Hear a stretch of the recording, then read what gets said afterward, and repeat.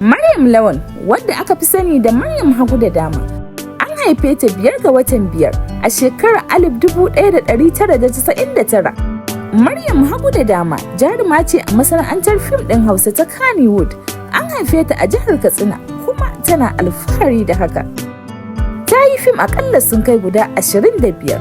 Hagu da dama, matar Abbas na Tauraruwa TV, Fatima Mai Zogale, Hadarin Su, Zuri'a, A Duniya, Rabona, Jarumar Mata, Madubi, Halimatu.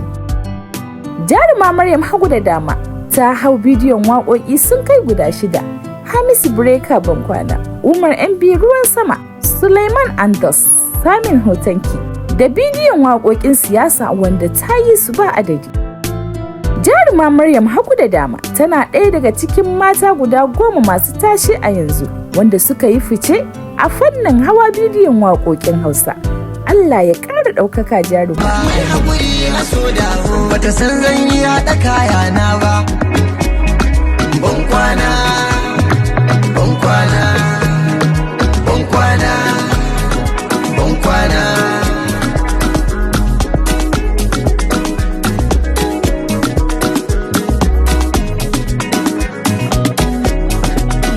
Soyayya akwai ta da daɗi, ban kwana da masoyi kuna. Shamsiya Shama, ku ci gaba da kasancewa da ni a duniyar taurari daga tashar Shugaba TV. Ku kasance da Shugaba TV domin samun ƙayatattun shirye-shirye.